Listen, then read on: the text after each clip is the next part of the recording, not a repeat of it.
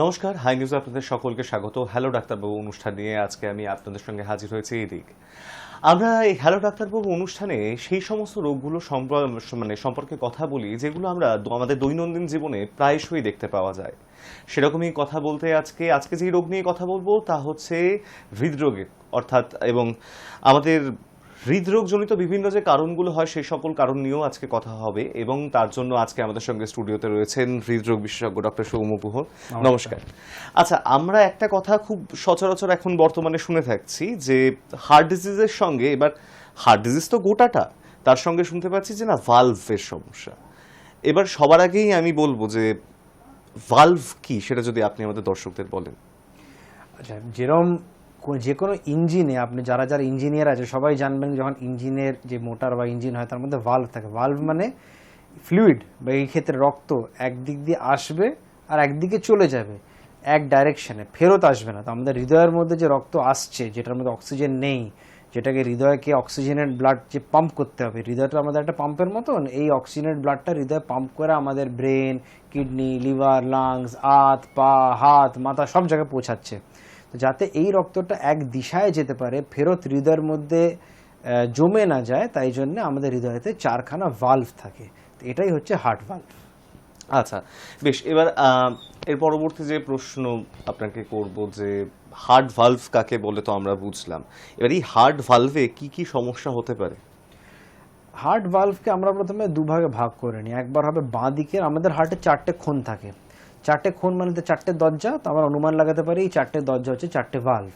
তো বাঁ দিকে হয় মাইট্রাল ভালভ, আয়োটিক ভালভ, ডান দিকে আপনার ট্রাইকাসপিড ভালভ আর পালমোনারি ভালভ।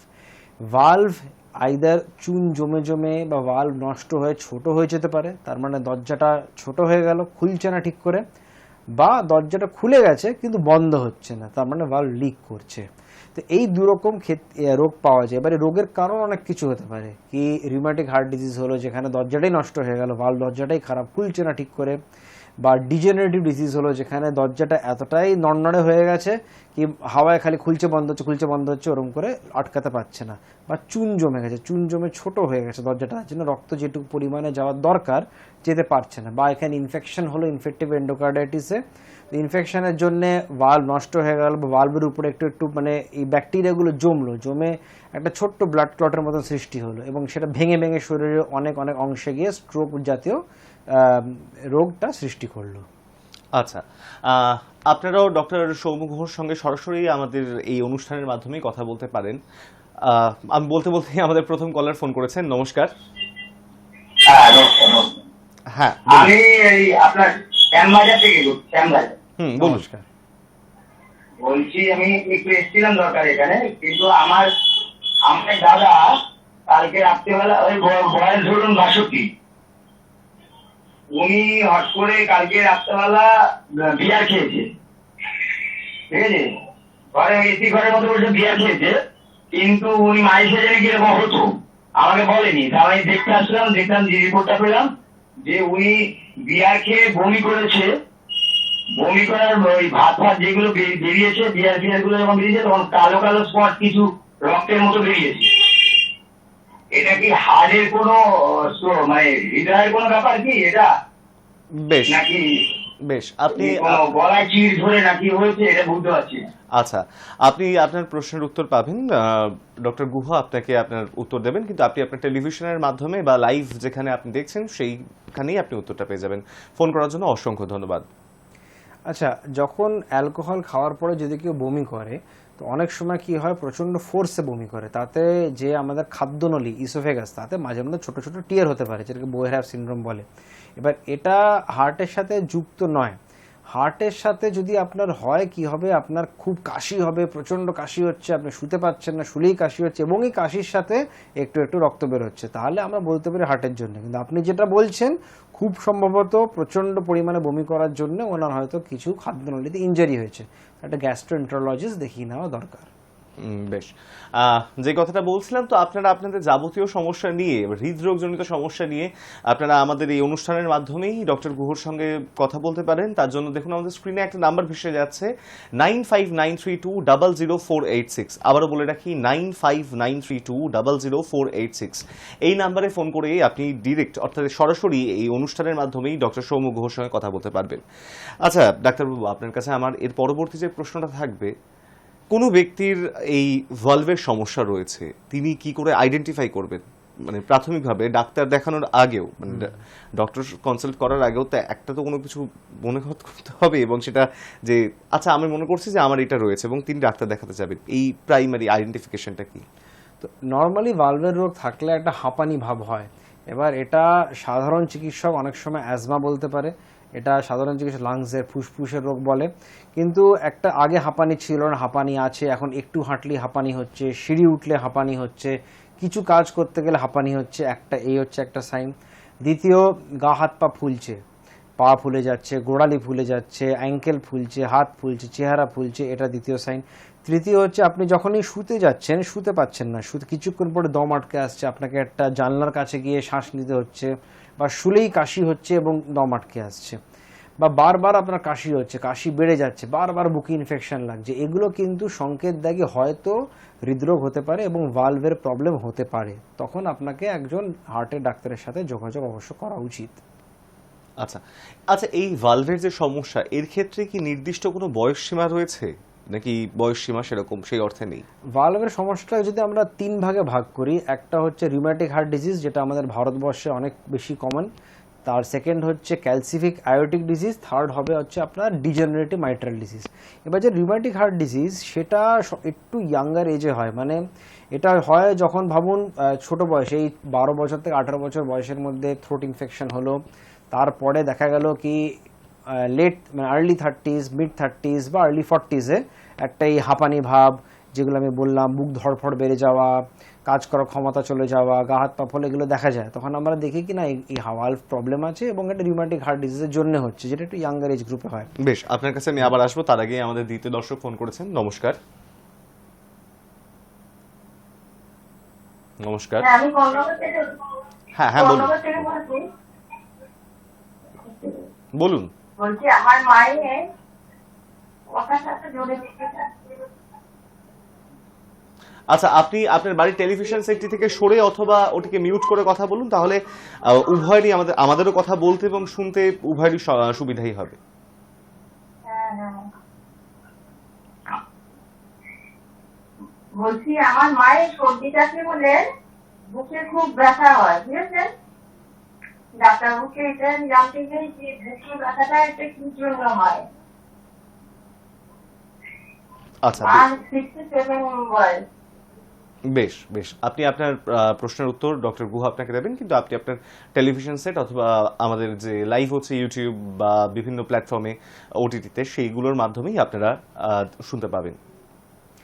আচ্ছা, যে ওনার মায়ের যিনি বলছেন বুকে ব্যথা, এবার বুকে ব্যথা যদি খালি কাশতে হচ্ছে, তার মানে খুব প্রচণ্ড কাশছে বলে মাস্কুলার পেইন হচ্ছে। কিন্তু অবশ্যই 67 ইয়ার্স, বারবার সর্দি কাশি লাগছে, বুকে ব্যথা আছে, হতে পারে এটা হার্টের রোগ হবে, কিন্তু তার খালি বুকে ব্যথা কাশির সময় হবে না। সেই ক্ষেত্রে আপনি যদি হাঁটাচলা করছেন, ভারী খাবার খাচ্ছেন, বা অল্প কোনো কাজ করছেন যেটা আগে করতে পারতেন, এখন করতে পারছেন না বুকে ব্যথার জন্য বা হাঁসফাঁসের জন্য, তাহলে এটা অবশ্যই হার্টের রোগ হতে পারে। আর সেই ক্ষেত্রে আপনাকে একবার এসে কার্ডিওলজিস্ট এসে দেখা করা উচিত। ওনারা কিছু পরীক্ষা করে আপনাকে অবশ্যই বলে দেবে হার্টের রোগ আছে কি নেই। আচ্ছা বেশ, তা আমরা আবার আমাদের আলোচনায় ফিরে যাই। যে আলোচনায় কথা হচ্ছিল, অর্থাৎ মধ্যবয়স্ক, আপনি একদম বললেন যে ছোট বয়সে কি সমস্যা হতে পারে ভালভে, এবং আমি তারপরেও যে কথাটা বলছিলেন মধ্যবয়স্ক মানুষদের ক্ষেত্রে কি কি হতে পারে, তো সেই মুহূর্তে ফোন এসেছিল। তো আমরা দেখলাম কি রিউম্যাটিক হার্ট ডিজিজ যেটা হয় সেটা একটু কম বয়সে লোকেদের হয়, বা যেটা বলতে হয় কি আর্লি অ্যাডাল্টহুড, যেরকম বা ধরে নিন 28 বছর থেকে 40 বছরের রেঞ্জে। কিছু কিছু রোগ আছে এটা আরও আগে আসে, যেগুলো কনজেনিটাল প্রবলেম বলা হয়, যেরকম প্যারাশুট মাইট্রাল, সেখানে আপনার জন্মজাত এটা একটা প্রবলেম, কিন্তু ধীরে ধীরে ধীরে ধীরে ওটা বেড়ে চলে, আর আপনার ওই 14 বছর থেকে 20 বছর বয়সের মধ্যে দেখা যায়। কিন্তু যেটা আমরা ক্যালসিফিক আয়োটিক ভালভ বলি, চুন যেখানে জমে যায় আয়োটিক ভালভের মধ্যে, এটা নর্মালি বুড়ো বয়সে দেখা যায়, মানে আফটার 65, যেরকম এজ বাড়ে সেরকমের চান্সটা বাড়ে। যেটা ডিজেনারেটেড মাইট্রাল ভালভ ডিজিজ বলা হয়, যেটা ভারতবর্ষে অতটা কমন না, বিদেশে আরও বেশি কমন। সেখানে কি হয়, এটা আরেকটু মানে মানে ঠিক এল্ডারলি বলবো না, কিন্তু লেট 40s আর্লি 50s-এ এটা বেশি দেখা যায়, মোর টুয়ার্ড 60। তো ঠিক এল্ডারলি হলো না, ঠিক মধ্য বছরও হলো না, মানে এটা একটু ওল্ডার পপুলেশনই বলা যেতে পারে। আর রইল কিছু কিছু ক্ষেত্রে যখন হার্ট অ্যাটাক আসে মানুষের, হার্ট অ্যাটাকেও কিন্তু ভালভ ড্যামেজ হয়। এবার সেই ভালভ ড্যামেজটা, এটা যার যেই পরিমাণে হার্ট অ্যাটাক আসবে, চাই ওটা বয়স কম হোক না বেশি হোক, বেশি পরিমাণে হার্ট অ্যাটাক এলে বেশি ভালভ লিকেজের চান্স থাকে, ওটা একটা এমার্জেন্সি কন্ডিশন হয়, তখন ওয়েট করা যায় না, হাসপাতাল ইমিডিয়েটলি যেতে হয়। বেশ, আপনার কাছে আমার পরবর্তী যে প্রশ্নটা থাকবে সেটা হচ্ছে, এই যে আমাদের এখন যে জীবনযাপন, অর্থাৎ আমাদের মধ্যে বেশিরভাগ মানুষের ক্ষেত্রেই যে নিয়মিত শরীরচর্চার কোনো জায়গা নেই এবং এক জায়গায় বসে কাজ, অতিরিক্ত ওজন হয়ে যাচ্ছে মানুষের, তো তাদের ক্ষেত্রে হৃদরোগ অথবা ভালভের সমস্যা হওয়ার মানে ঝুঁকি কতটা বাড়ছে?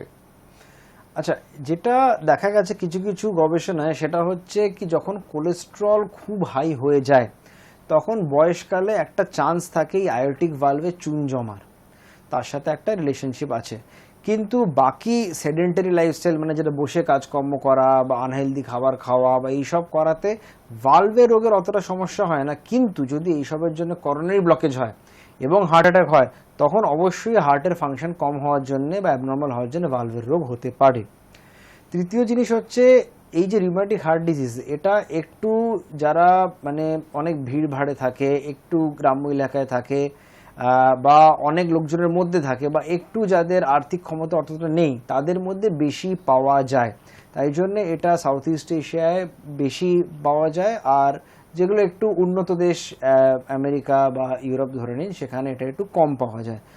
এছাড়া ওবেসিটির সাথে ভালভে রোগটা হবে তার অত সম্পর্ক নেই, কিন্তু যদি ওবিস পেশেন্টের ভালভ রোগ হয়, তাহলে তার চিকিৎসাটা মুশকিল হয় এবং চিকিৎসার পর রিকভারিটা বেশ মুশকিল হয়।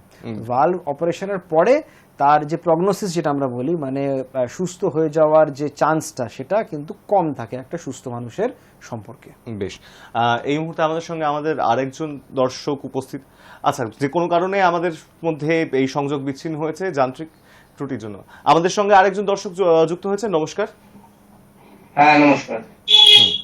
বলুন। আমি দত্তপুকুর থেকে বলছি, সন্দেশপুর দত্তপুকুর। হ্যাঁ, বলুন।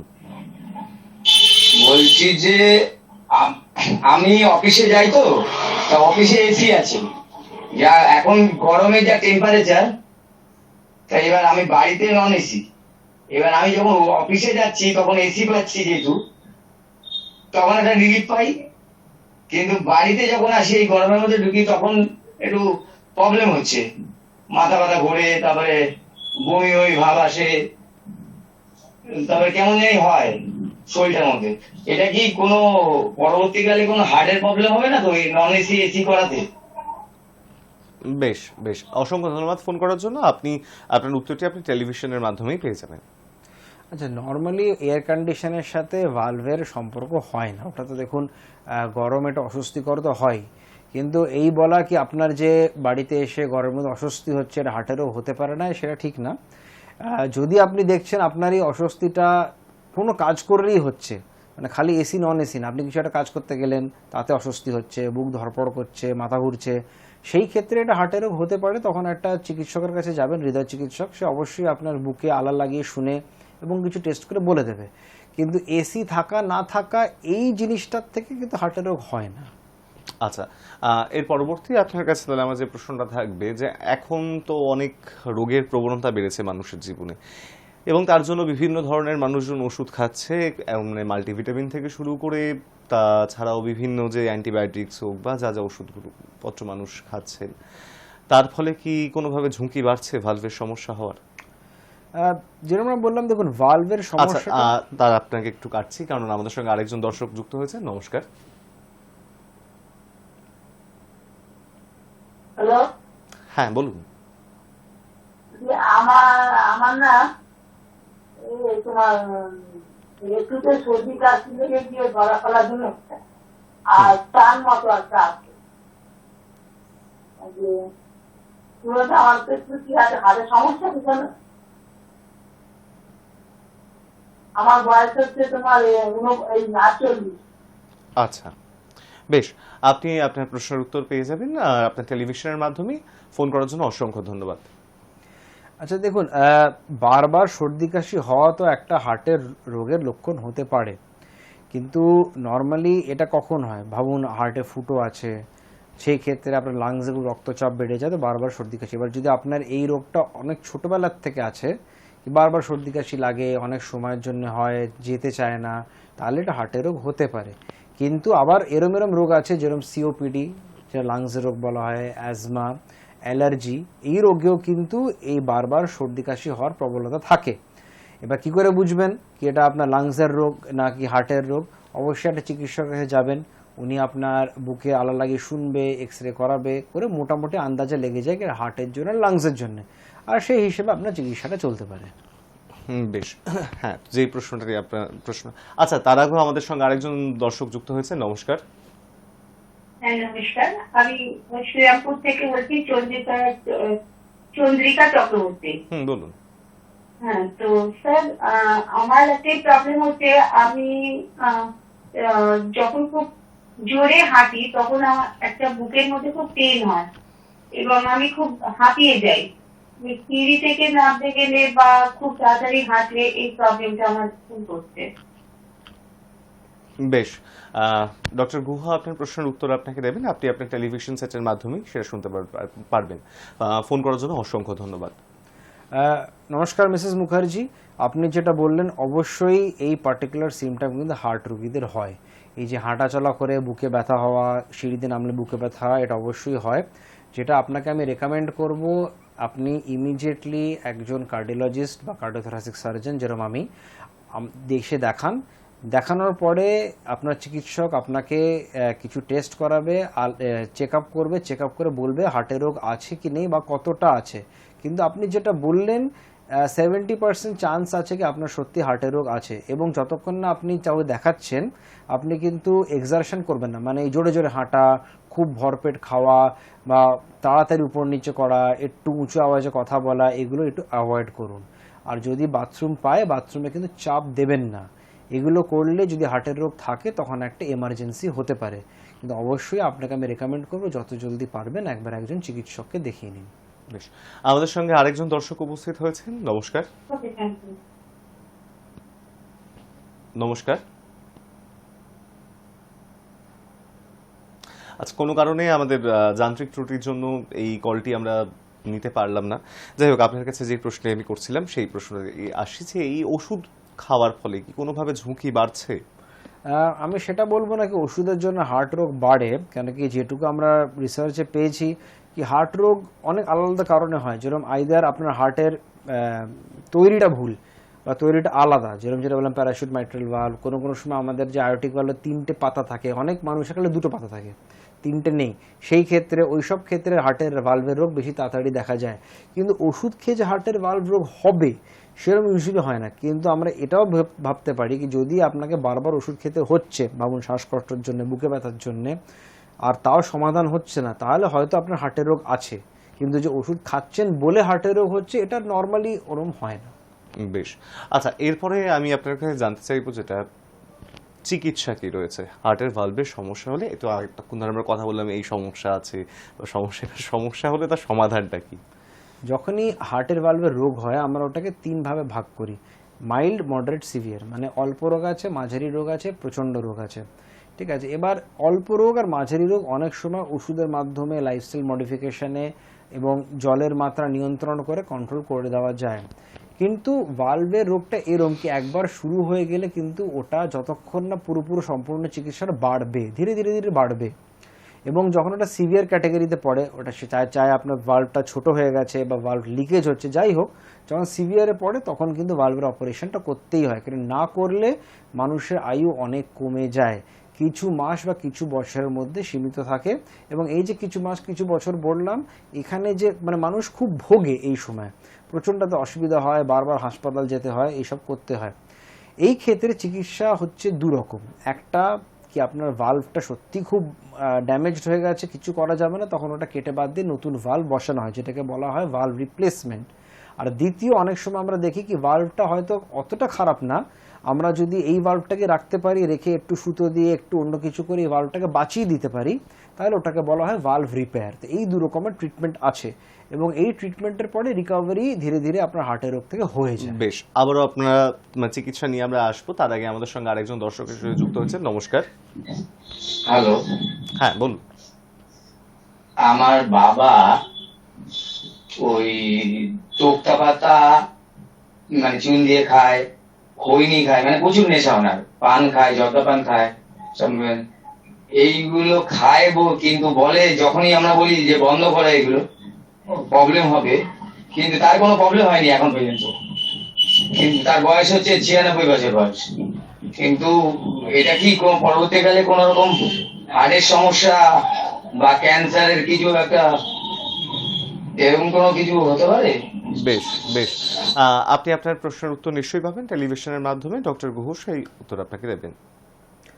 প্রথমে তো 96 বছর বয়স অবধি উনি টেনে নিয়েছেন, তো ওনাকে কংগ্রাচুলেশনস।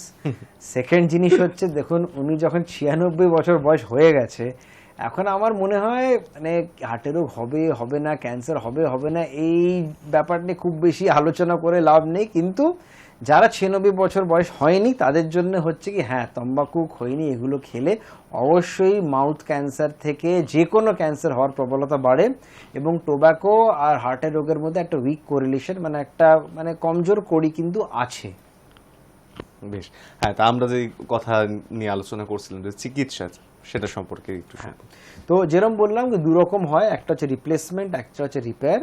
এবার আমরা দেখেছি কি, যখন আমরা রিপেয়ার করতে পারি, রিপেয়ার করাটা খুব চ্যালেঞ্জিং, সব জায়গায় হয় না এবং সবজন পারে না করতে, কিন্তু যেখানে যেখানে হয় এবং যারা যারা পারে, রিপেয়ার করলে মানুষের আয়ু সার্জারির পরে বেশি থাকে। এই যে আয়ুটা আছে, এই আয়ুর মধ্যে কমপ্লিকেশন কম থাকে, ফেরত হসপিটাল আসার চান্স কম থাকে, আর মানে লাইফস্টাইলটা বেটার হয়। রিপ্লেসমেন্টে রিপেয়ারের থেকে একটু কম হয়, এইসব যে কমপ্লিকেশন একটু বেশি হয়। কিন্তু আবার যদি রিউম্যাটিক হার্ট ডিজিজে রিপেয়ার হলো আর ভালো রিপেয়ার হলো না, বা রিপেয়ার হলো কিন্তু ভালভটা খুব খারাপ ছিল, সেই ক্ষেত্রে কিন্তু এই ভালভটা আবার অনেক চট করে নষ্ট হয়ে যায়। সেই ক্ষেত্রে রিপ্লেসমেন্ট রিপেয়ারের থেকে বেটার হয়। কিন্তু দু ক্ষেত্রেই যদি রিপেয়ার বা রিপ্লেসমেন্ট করা হয়, মানুষের আয়ু অনেকটা বেড়ে যায়। আমরা দেখেছি কি একটা 20 ইয়ার সার্ভাইভাল, যেটাকে আমরা লং টার্ম সার্ভাইভাল বলি মেডিকেল সায়েন্সে, সেটা 40% মতন পাওয়া যায় এই সব ক্ষেত্রে।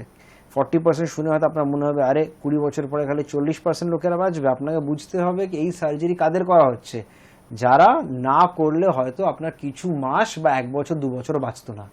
সেই ক্ষেত্রে 40% লোক 20 বছর অবধি বেঁচে যাচ্ছে, এটা কিন্তু বেশ অনেকটাই বড় কথা, এবং তাদের জন্য এই 20 বছর is a gift of life. তো এই জন্য ভালভের রোগটা এরম, যেটা নিয়ে বসা যায় না। আপনি বসলে ওষুধপত্র দিয়ে হয়তো মনে হবে কিছুদিন ভালো আছি, কিন্তু এটা বাড়বে, বেড়ে ভোগাবে, আর যতদিন না এর চিকিৎসা তো ভোগাতে থাকবে। আর হার্ট অনেকটা কমজোর যদি হয়ে যায় চিকিৎসার সময়, তাহলে চিকিৎসার রেজাল্ট ভালো হয় না, হার্ট তখন চিকিৎসাটা নিতে পারে না। তো সময় থাকতে থাকতে চিকিৎসা করা উচিত। বেশ, এবার আপনাকে আমি একটা চিকিৎসা সম্পর্কে জানবো, সেটা আমি শুনছিলাম যে মাইক্রো সার্জারি ভালভের, সেটা সম্পর্কে যদি একটু বলেন।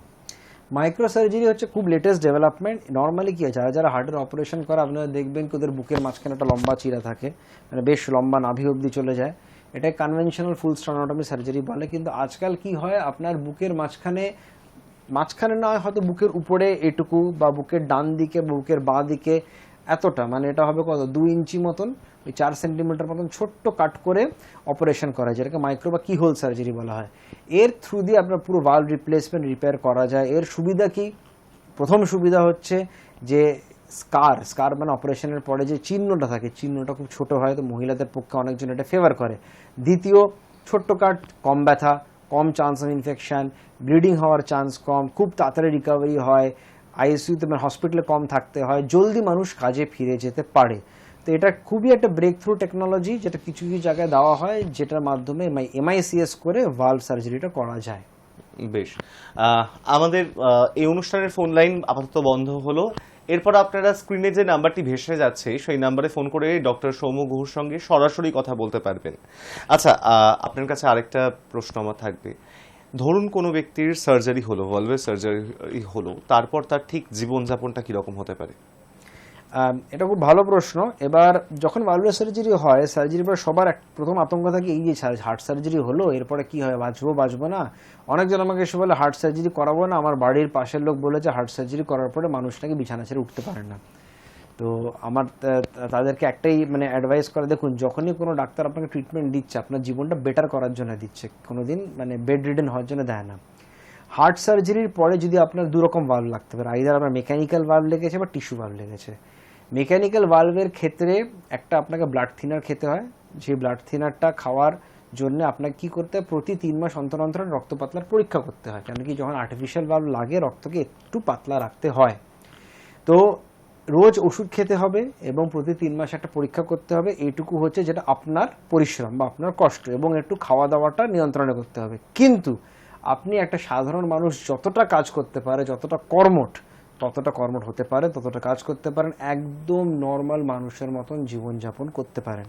আর যদি আপনার টিস্যু ভালভ লাগে তাহলে আপনার এই যে রক্ত পাতলার ওষুধ, এটা 3 মাসের উপরে খাওয়ার দরকার সাধারণত পড়ে না, আর এই আয়নার করার দরকার পড়ে না, এবং আপনি একটা সাধারণ মানুষের মতন বেশ অনেক দিন জীবনযাপন করতে পারেন। টিস্যু ভালভের একটাই যেটা আমরা ড্রব্যাক পেয়েছি কি, এটা মানে ঠিক 15 বছর উপরে এখন অবধি আমরা রেজাল্ট পাইনি কি যে কি ভালো চলে, কেন 15 বছর পরে কিছু কিছু টিস্যু ভালভে চুন জমা শুরু হয়। টিস্যু ভালভ আমরা সাধারণত একটু বয়স্ক লোকেদের দিই, যাদের আয়ুটা এই 10-15 বছরের মধ্যে সীমিত থাকে। যারা ইয়াঙ্গার পপুলেশন তাদেরকে আমরা মেকানিক্যাল ভালভ দিই, মেকানিক্যাল ভালভে এই সমস্যা নেই, যতদিন আপনি আছেন ভালো আছে। কিন্তু হ্যাঁ, আপনাকে ওষুধপত্র, খাওয়া দাওয়া এবং এই পিটিআইএনআর এটা নিয়ে এর মধ্যে একটু গুছিয়ে নিজেকে রাখতে হবে, কিন্তু আপনার নর্মাল লাইফস্টাইল আপনি করতে পারেন। হ্যাঁ, হাই ডেঞ্জার জবস বা যেগুলোর মধ্যে যেরকম ফিজিক্যাল কন্ট্যাক্ট আলা জব, যারা ফাইটিং করে বা যুদ্ধ করে বা যারা সোলজার বা ডিপ সি ডাইভার, যাদের একটু চোট খাওয়ার প্রবণতা বেশি, তারা হয়তো ওই কাজটা ভালভ সার্জারির পরে করতে পারবে না, কেন কি রক্ত যেটু পাতলা থাকে, চোট খেলে ব্লিডিংটা বেশি হয়। কিন্তু যারা এই চাকরিতে নেই তাদের জন্য কিন্তু হার্ট সার্জারি বেশ ভালোই আছে, সেফ আছে, এবং তারপরে তারা নর্মাল সব নিজের কাজকর্ম করতে পারবে সার্জারির পরে। বেশ, আমাদের সময় খুবই সীমিত যেহেতু একটা, তো আমাদের অনুষ্ঠান শেষ করতেই হবে। তবু তার আগে আপনাকে বলবো, এই যে যেমন কিছু একটি মিথ সম্পর্কে আপনি আজকে কথা বললেন যে হার্ট সার্জারি হলে মানুষ আর সেরকম কাজ করতে পারেন না, তো আমাদের দর্শকদের উদ্দেশ্যে এরকম কোনো কিছু বলবেন যে হার্ট সার্জারি নিয়ে বা হৃদরোগ সংক্রান্ত এমন কিছু মিথ রয়েছে যেটা শুধু মিথ, যেটার কিন্তু মানে অস্তিত্ব নেই একেবারে, সেরকম কিছু কি বলবেন? এটা খুব ঠিক কথা কি, এটা অনেকজন যারা কোনোদিন হার্ট সার্জারি দেখেনি বা যারা হার্ট সার্জারি বিষয়ে শুনে খুব আতঙ্ক বা ভয় পায়, হার্ট সার্জারি বা যে কোনো সার্জারি আপনাকে তখনই অফার করা হবে যখন বোঝা যায় কি এই সার্জারি করলে আপনার যে বাকি জীবনটা আছে সেটা সুখে এবং প্রসপারাস লাইফ কাটবে, মানে আপনি কাজকর্ম করে কর্মঠ মানুষের মতো খাওয়া দাওয়া সব কিছু কাজকর্ম করে একটা সুখী জীবন যাপন করতে পারেন। তো হার্ট সার্জারি তাই জন্য অফার করা হয়। হার্ট সার্জারি কোনোদিন আপনাকে দেওয়া হবে না যদি আপনার কন্ডিশনই এরকম কি আপনি নিতে পারবেন না, আপনি অলরেডি মানে মেজর স্ট্রোক হয়ে গেছে আপনার, আপনি বিছানা থেকে উঠতেই পারছেন না, এরকম পেশেন্টকে দেওয়া হয় না হার্ট সার্জারি। আর হার্টের রোগটা এরকম, যদি আপনার হৃদয় কিন্তু একটা মানে মাংসের পাম্প, তো অনেক শক্তি থাকে, কিন্তু যদি আপনি এটাকে ইগনোর করেন, হৃদয়টাকে একদম কমজোর করে ফেলেন, তারপরে আপনি বলেন এবার আমার হার্ট সার্জারি দরকার, তখন কিন্তু রেজাল্ট ভালো হয় না। সময় থাকতে থাকতে সঠিক ট্রিটমেন্ট আর সার্জারি পেলে আপনি একটা নর্মাল মানুষের মতন সব কিছু করতে পারবেন এবং থাকবেন। এবং আমার প্রচুর পেশেন্ট আছে যারা অপারেশনের পরে ম্যারাথন অবধি দৌড়ায়, পাহাড়েও ক্লাইম্ব করেছে, সব কিছু করে যেটা ওই বয়সে একটা সাধারণ মানুষ করতে পারে। তো এটা কিন্তু খুব বড় মিথ কি হার্ট সার্জারির পরে কেউ বাঁচে না। যদি এরমই হতো তাহলে হার্ট সার্জারি কবে উঠে যেত। এককালে ক্যান্সারকে নিয়ে মিথ ছিল, কিন্তু এখন তো লেটেস্ট টেকনোলজি, মেডিসিন রেভলিউশন এসব আসার পরে অনেক রকমের ক্যান্সার থেকেও অনেক ভালো ভালো চিকিৎসা হওয়ার পরে ক্যান্সার থেকে রেমিশন বা ক্যান্সার থেকে কিওর পাওয়া গেছে। হার্ট সার্জারিও প্রতিদিন এগিয়ে চলেছে, নতুন টেকনোলজি, MICS, মাইক্রো সার্জারি, অনেক কিছু এসছে যাতে হার্ট সার্জারি প্রচণ্ড সেফ হয়ে গেছে। এবং অনেক আপনাদের মধ্যে লোকজন ঘুরে বেড়াচ্ছে যাদেরকে আপনি দেখে বুঝতে পারবেন না কি এদের হার্ট সার্জারি হয়েছে, কিন্তু যদি জিজ্ঞেস করেন ওরাও বলবে কি হ্যাঁ ওরা ভুগছিল, এখন হার্ট সার্জারি হয়েছে, এখন ওরা সম্পূর্ণভাবে ভালো আছে। বেশ, আপনাকে অসংখ্য ধন্যবাদ আমাদেরকে এতটা সময় দেওয়ার জন্য। আপনারা দেখলেন হৃদরোগ নিয়ে ভয় পাওয়ার মতন কোনো কিছুই নেই, ডক্টর সৌম্য গুহ বললেনই আপনাদেরকে। তা যদি কেউ মনে করে থাকেন যে না ডক্টর গুহকে দেখাবেন, তাহলে হচ্ছে আমাদের স্ক্রিনে একটি নাম্বার ভেসে যাচ্ছে, সেই নাম্বারে ফোন করে আপনি আপনার অ্যাপয়েন্টমেন্ট বুক করতে পারেন। হ্যালো ডাক্তারবাবু, এখন এই পর্যন্তই, নমস্কার।